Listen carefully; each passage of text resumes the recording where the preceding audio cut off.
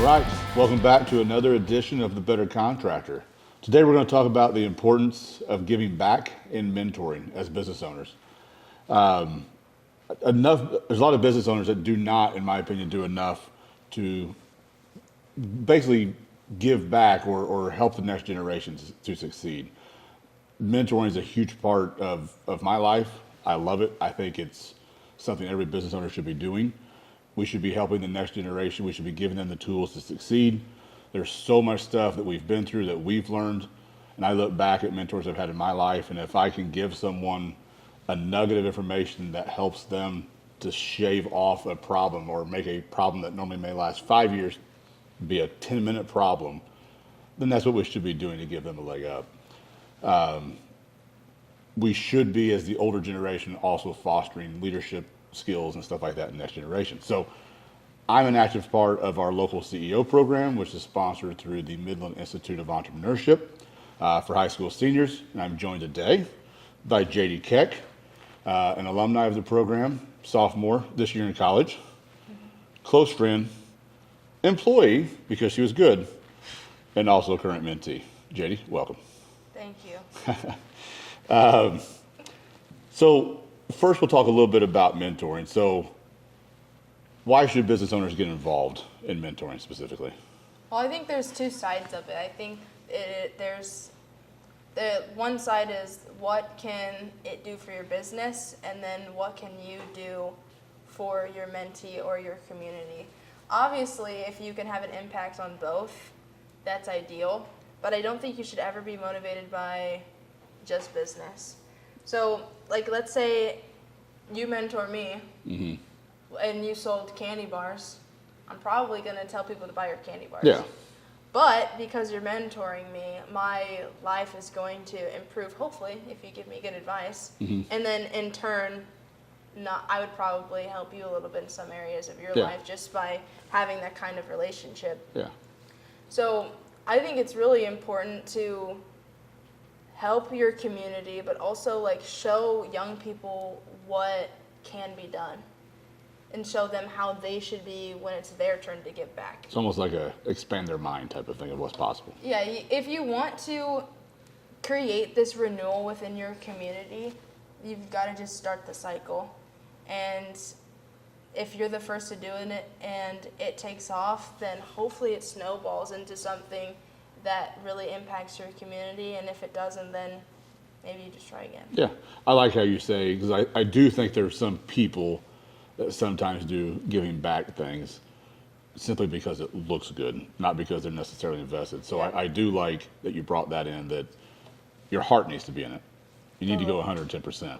How have mentors you've met either in the program, before, after, whatever, how have they impacted your life? Well, so we've talked about this a little bit, but looking back at the last 4 years of my life, so junior year of high school, senior year of high school, freshman year of college, sophomore year of college, I have grown in multiple areas of my life in ways I never thought I would because of my mentors. So more specifically, when I was in high school, my graphic design and art teacher really helped me expand my horizon when it came to career choice. I thought that I couldn't be a creative because creative people just didn't make money. So I kind of suppressed that need and desire to make art because I thought I needed to be a CNA to make money. Or a radiologist. The typical route. Right. So it wasn't until I really watched her, sat down with her, and talked about what a career as an artist would look like. I didn't know that I could do it. So without her, I probably wouldn't be here. I'd probably be doing something I hate. And CEO, having mentors that aren't there was lots of observing that happened. So we would go to business visits. I would watch people engage with the students. That was really great because it showed me that my county didn't suck. You grew up in a small town and you just assume that everywhere else is so much better.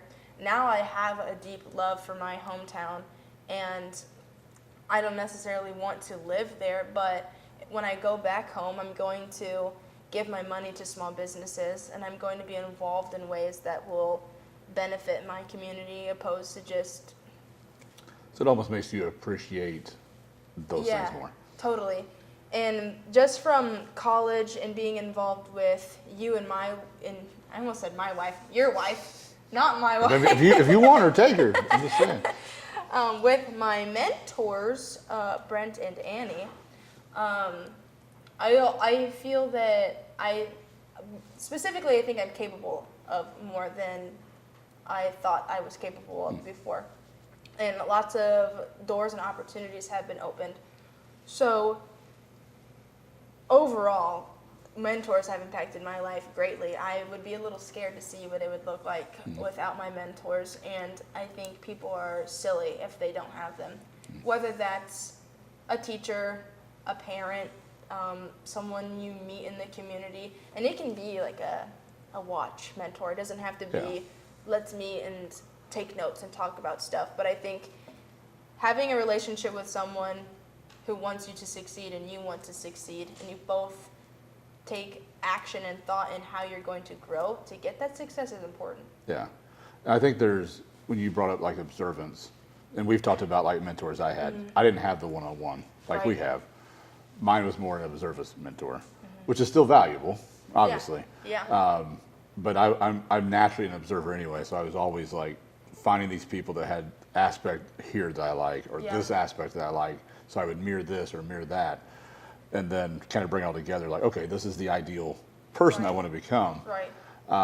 What I would have loved to have the one-on-one, but I just didn't have anybody like, here, I will dedicate this much time to you. What are some key nuggets of wisdom you think that you've gained from mentorship the last, let's just say, 3 years? Is there anything super worthy that would be worth sharing on the podcast? I'm sorry, it's taking me a minute. No, you're fine.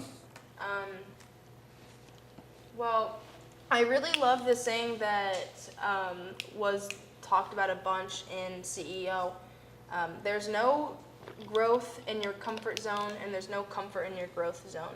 That's something that I think about probably not on a daily basis, but on a regular basis. If I'm laying in my bed trying to decide if I should scroll on TikTok or work on my website, I think, well, I don't really want to because I'd rather go to bed and get my 9 hours of sleep. But I probably just need to work on my website. Yeah.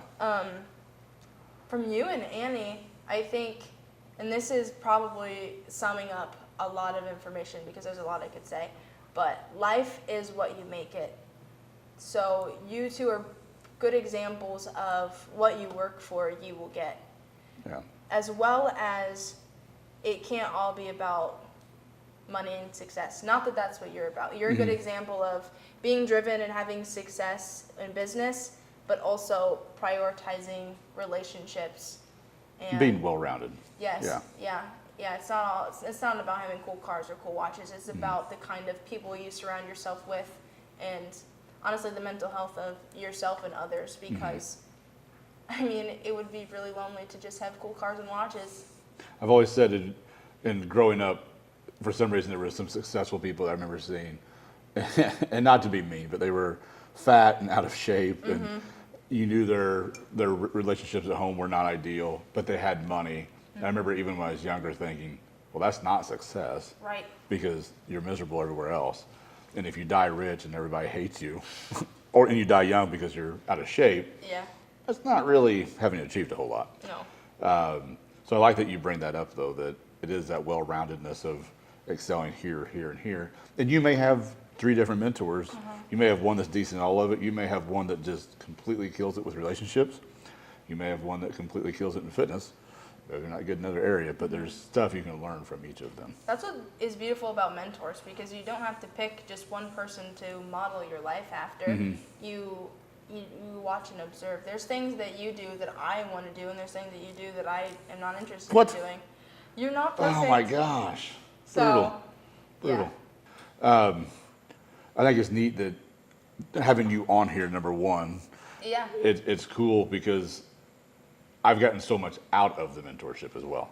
Like, I know a lot of people think, well, the mentor is the one doing all the giving, and the mentee's doing all the receiving.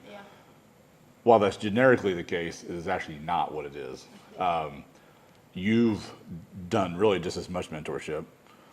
The inspiration, the drive, the hunger when you get to be in your 40s versus 20, it is inspiring to see that drive and hunger, because a lot of people, it does start to die in your 40s, unfortunately, and older.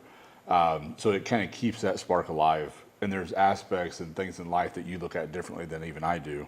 So there's so much of that mentorship coming back at me, which is awesome. Yeah. So anyway, just something I wanted to add in there. Keep you up to date on the slang. You do keep me up to date.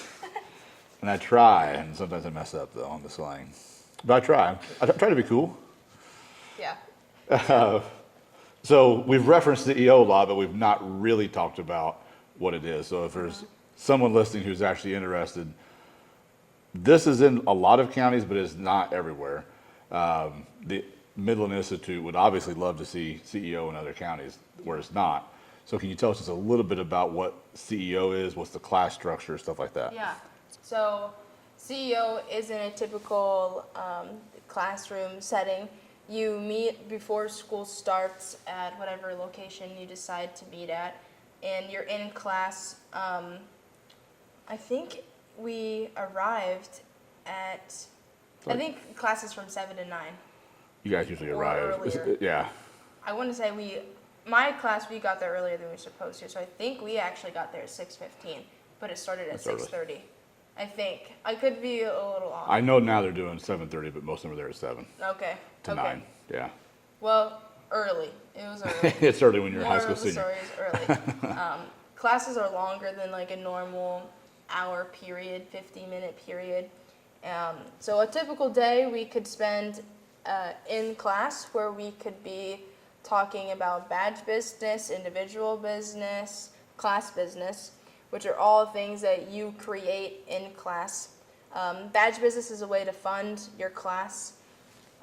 Class business is another way to fund your class, but it's more collaborative. Like you're planning, creating an event or whatever it is. You could sell a product, you could host an event, you could offer a service. It's up to the kids what they do. An individual business is something you create solely on your own. So first semester is badge business, class business focused. So we're doing more planning, collaboration type stuff. And then second semester is more individual planning and business visits. So whenever we visited Land Recorp, we got to the office at 9. Earlier than that, yeah. 8, sorry. And then we listen to you, tell us about your business, give us some advice, tour your building facility, and ask questions. So it varies what we are and what we're doing, but it's such an engaging way to learn, because I personally really hate the lecture type of learning. I want to be involved, have my hands in it, and that's what you do. The best way to me to learn is to do. So if you're talking about how to open a checking account for your business and how to get a Illinois tax ID, like the best way to do it is to actually do it. Mm-hmm. So that you're referring to is the individual business. Yeah, the tax ID. My two favorite parts of the program is the individual businesses and the mentor program, which is actually really tied to it. Can you elaborate a little bit on those? Yeah. So every student is assigned a mentor. I'm not sure how other counties do it, but for Fayette, we did kind of like a speed dating type situation. So if you were a mentor and I was a student, I would come over and talk to you for however long. 5 minutes or less? Introduce myself. I would maybe tell you what kind of business I want to do, and then really see like if we click any. Kind of how they're paired is, like for instance, there was a mentor who owned a landscaping company, and then a student in my class who wanted to sell plants. So our facilitator thought that they would be a good pair. So typically that's how it goes. I haven't really seen it foster or grow into something like deep and beautiful that is a relationship that carries on through the years. Past, yeah. But I'm also not involved with every student, so Yeah. maybe there's communication that I don't know about. Yeah, I think there's probably some that stay in contact for a while. I'm not really sure how long. How do you feel like the program benefited you personally and professionally now? Like as you've been out of it 2 years, Yeah. how do you think it's benefited? My favorite story is to talk about when I arrived at Blackburn, the college I went to first. When I did new student stuff or after I got to campus, I just felt like my communication and my, I guess, confidence, or the way I carried myself, I should say, was not the same compared to other students. I was going up to people and I don't think I was shaking any students' hands, but I was going up and introducing myself and trying to talk to these people, whereas the majority of the other students were kind of just hanging back, wallflower That's probably the type number one stuff. thing I've noticed. People that come into the program and by the time they exit is their social skills. Totally. Is probably the first major thing that Totally. changes. I also, which is fortunate and unfortunate, I feel I'm more comfortable talking to adults. Yeah. Which, I mean, in my college setting wasn't a big deal, but I do feel like I could charm a room full of 40, 30-year-olds better than I could 15, 18-year-olds. But I just felt like my communication, the way I carried myself, was way more elevated. The very first time I met the chair of the art department, I shook his hand. And to me, it looked like he was kind of thrown off by it. I'm not entirely sure if I'm reading that correctly, but I think I am. Yeah. So I was disappointed. Yeah. And maybe that was my college. Maybe, I don't know. But I felt like I was not impressed with the students there and their drive to get things done and to just, I guess, be go-getters, I guess. Yeah. So the CEO program, it is an application process. So obviously that's already kind of hand-selecting students that are driven, or they would not want to do this program because it's not easy. No. There's nothing about it that's easy. It's very time-consuming. So you're already dealing with those who are more driven, and then the application process weeds out those because they have to do references. They got to answer a bunch of questions. So, and then you pick the students that best answer. So you're automatically then selecting kind of the top of the class. And it's been interesting watching you come back to some of the alumni events, seeing you here in town around other people and adults, and seeing how well you do interact. And I think of Leo and some other kids in the program that we both know.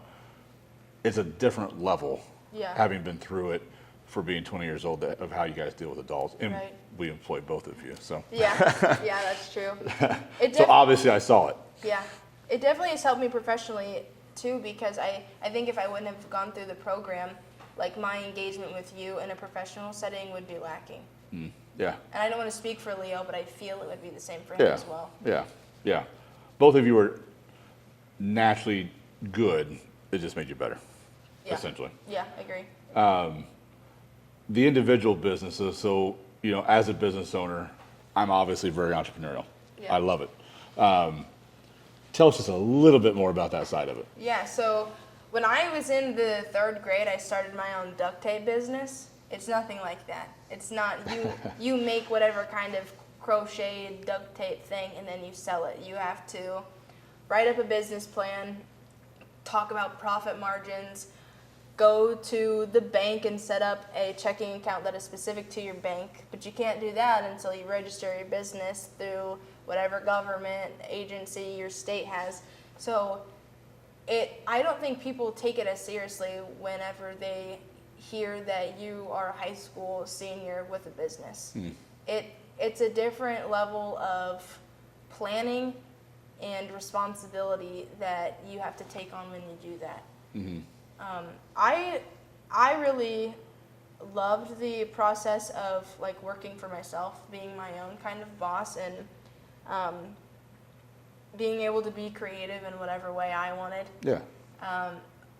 But it's kind of tricky to decide what you want to do, because looking back, I love my business and I plan to pursue it further once I graduated college, but I don't think there was a market for what I was passionate about where I'm from. So I probably would have chosen something different to make some more money. In that area. Yeah, you apply to get a $500 grant to start your business. You write your business plan, meet with a banker, and show them all of your stuff, and then they approve your $500 grant.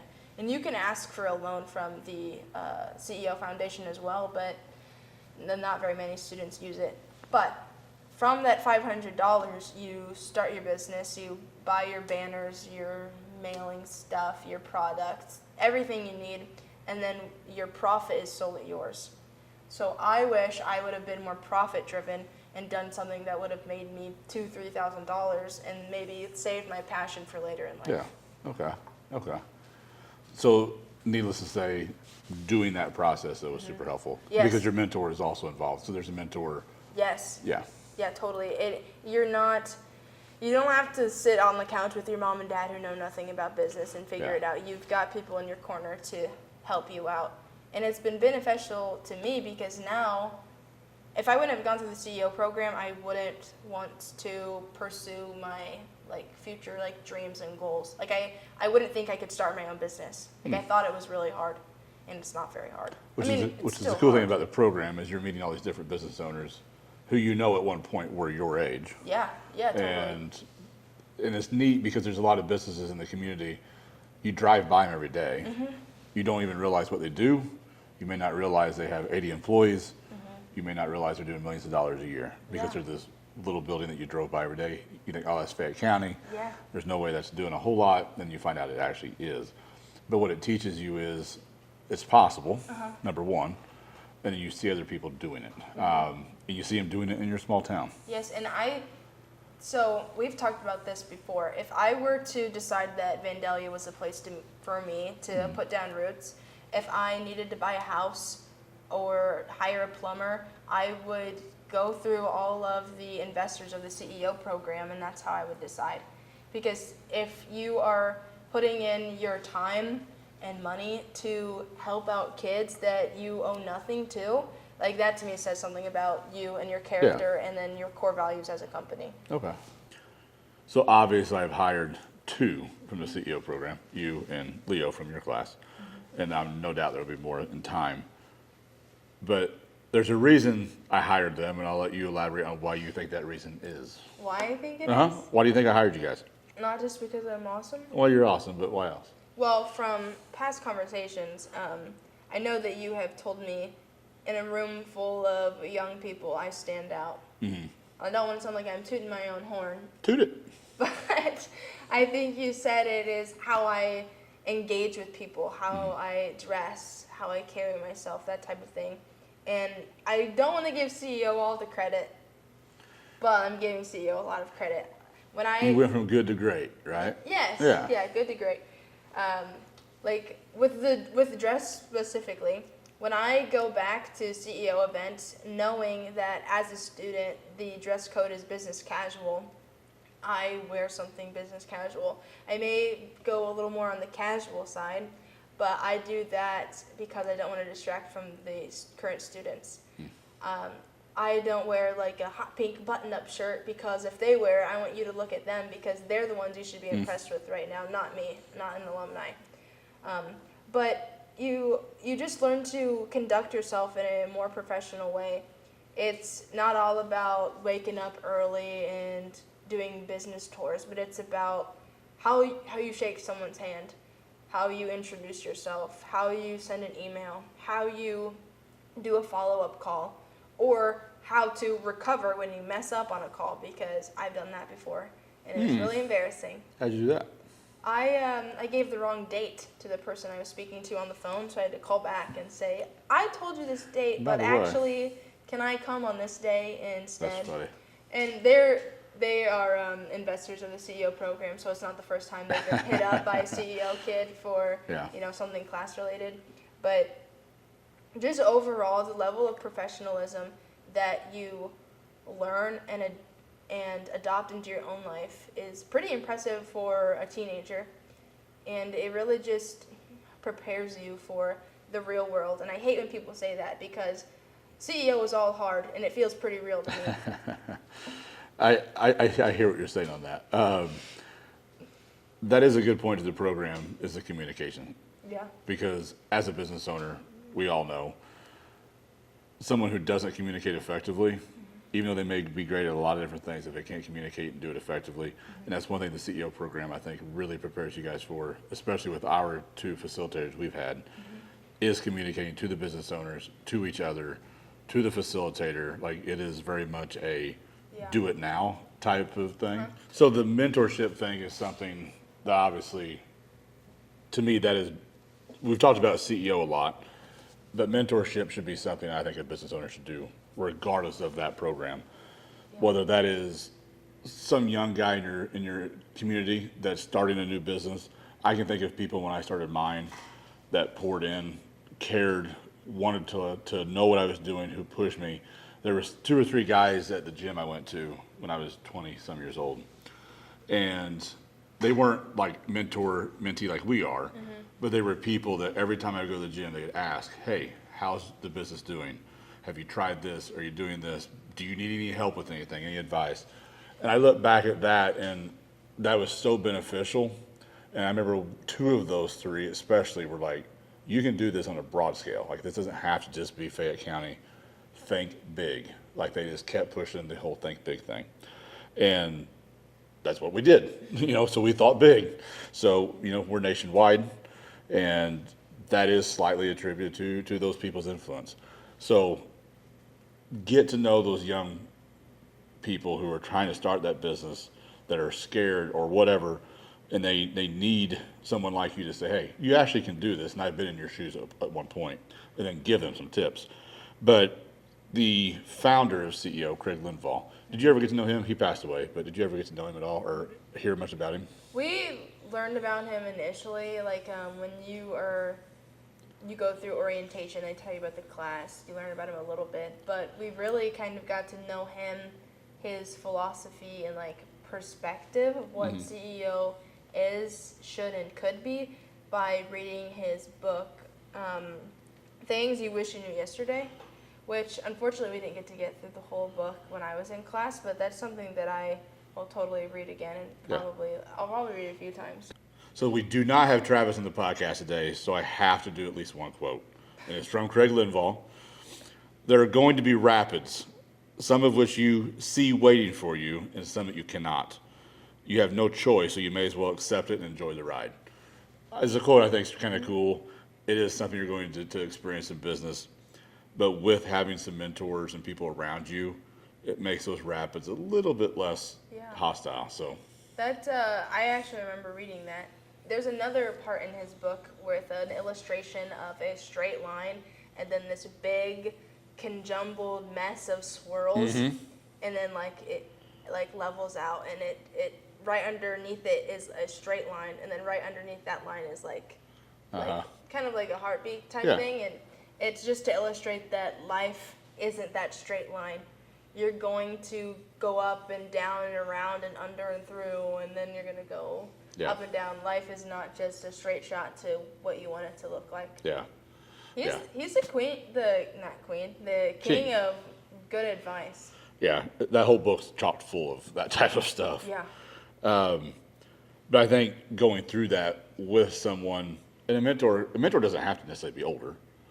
A lot of times they are, but someone who's maybe walked in those shoes at some point already, but that helps that little squiggly line to hopefully be a little bit straighter. So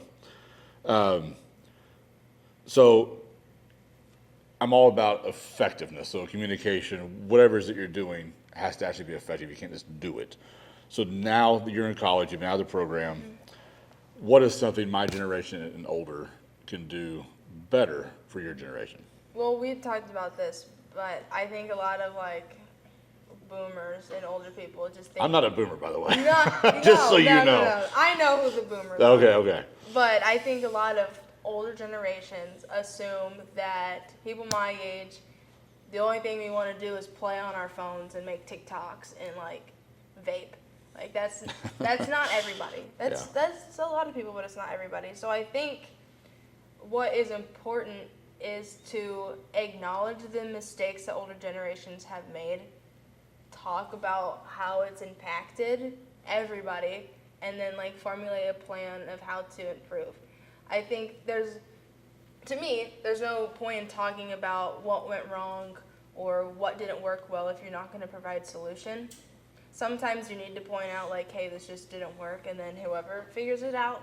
But if I had a tree care company and you were my mentor and you said, yeah, this piece of equipment sucks, and I'm like, okay, great, what do I do now? So just acknowledging what didn't work and then helping them succeed, really. Yeah. I think a lot of generations, not just currently but in past, do a very bad job of hating on the young generation. And the reality is, we're the ones raising them. So if they're not good, if you don't think they're good, it's probably your own fault. So, but I think you're right, though, that it has to be a helpful solution. So you can't just sit there and complain about the way things are or the new generation or the way the kids are these days.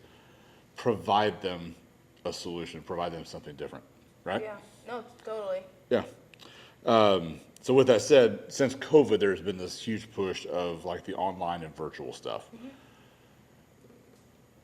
What do you prefer, and do you see a value, I guess, in both? I do think there's a value in both. I think podcasts are really big right now. I know lots of people that listen to like that motivational type stuff, and that works. It helps people like light that fire and get stuff done. So I don't think it's totally worthless, but I think there's an importance with like human connections. Psychology has proven that having that face-to-face, in-person relationship is very beneficial, not only to your mental health, but your productivity. Mm-hmm. So I think social media and kind of that virtual world should be more for like motivation. Yeah, like ideas.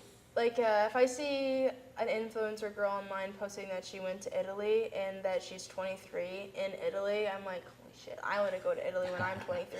So that's gonna inspire me and maybe give me a few ideas. But then I'm gonna come to you or Annie or my parents or whoever, and I'm gonna say like, this is my goal. This is what I want to do. Can you help me get there? Yeah. So I see the value in both. Yeah. What do you think? I think the online, you can reach a huge audience, which has value from many different fronts. I think a lot of people online currently are probably only motivational. I think it needs to be a little bit more real. There's a few, one of the groups I'm a part of, it is online, but it is a little bit more real. It talks about the struggle as well, not just get out there and make stuff happen. So I think there's a value in having that balance of the good and the bad and the realism. I am someone who likes the human connection a little bit more. So even though I'm in that group and I love it, I use that to kind of facilitate ideas. Yeah. But I would want the in-person to be able to go a little bit deeper. Yeah.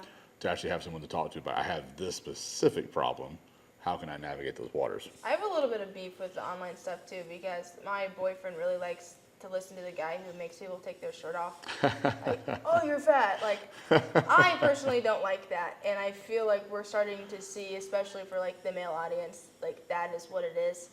I don't love the yelling at people. You don't like? That's me. I mean, I yell at you all the time. Oh yeah, and I love it. I don't yell. I do not yell at her all the time. But it kind of is interesting to me to see like how that works. You know what I mean? Like having a conversation with you can motivate me, but somebody else like needs to be yelled at. See someone getting yelled at for being fat, like that's. And I guess that's the beauty of online. You can find whatever works for you personally. Yeah. Because there are people who that's what they need and that's what they like, and there's people that do not want to be yelled at like that. So that's true. It's a good point. Yeah. As we kind of wrap things up, do you think the mentorship we provided CEO, other people, will that cause you? So one of the things I like in business is that what you're doing today will hopefully spur people to continue to do that going forward, that what you're doing will have a trickle effect going forward. Do you think all of this will be something that you do at 30, 40, 50, 60 years old? Totally. I would love to be involved with CEO as long as possible, as long as they'll have me. I think like the mentorship and giving back is kind of a cycle. So I feel, and I think I can speak for other students, that CEO is such a wonderful program that because so many people poured into me, it's almost like it's my duty to return the favor. Yeah. And not that that's just what I have to do, I want to. I think a lot of the kids that go through the CEO program too often have that mentor-mentee kind of thing already. So like growing up, like I was the oldest cousin, but I also was like the big girl playing with the little kids too, because they would like, I wouldn't shoo them away because they're little kids. I would still want to play with them. So I think there's a part of me always that does want to help those. Not that playing with people's gonna help them, but like if my little brother wanted advice from me, I'd give it to him like that. I would do whatever he needed because I want to help him be better. Yeah. So totally. Awesome. I think the business owners listening, we've talked about like purposeful mentorship. So the one-on-one where you're doing it. A lot of mine were observant, which we talked about earlier. So don't underestimate though the power you have by living your life a correct, right way. Living a certain standard, having a standard, and letting that be a little bit known. There are people watching, and they want that. I was someone who liked the observant style. I was a little shyer as a kid. I wasn't going to walk up to an adult and be like, "Hey, you want to mentor me?" That just wasn't who I was. But I was incredibly observant, and I can name like 3 or 4 people that specifically, more than that too, but those 3 specifically played a huge role. Probably one of them, 2 of them don't even know it. One of them does. But I observed and learned so much from them on how to conduct, how to behave, what I wanted to, even how like the charisma and how, when I walk into a room, what's your body language? How do you talk to people? How do you engage people? How deep do you go? So don't underestimate the power of the observant mentor as well. So do you have any final thoughts as we wrap up? My final thoughts are, if you're thinking of investing, do it. If you're thinking of joining, do it. And all the students who are current alumni, don't think just because you're graduated, you're not a part of the CEO brand. Because I think of being a part of the CEO brand, people still look at me and they tie my life back to the program. So you always have to hold that standard. And just because you graduated a few years ago doesn't mean you can't be involved. So yeah. So I think one of the issues in society today is that there is not enough of a standard. So I like that you said that word. You can help set the standard for 2 kids, 3 kids, 4 kids, 10 kids, the program, your community, whatever it is. And you should be. Because if you're not, there either isn't a standard or someone else is setting it and it may not be what it should be. Final thought I had is, it's not just about like the giving. There is so much that you'll get back as well doing mentoring. Like even though it's time consuming, I absolutely love the mentorship with you, and the others that we mentor. That is huge. It'll actually motivate you as well. It's inspiring, it's motivational. So with that said, podcast is over for now. If you liked it, share it. If you don't, turn it off. Let's catch you next time.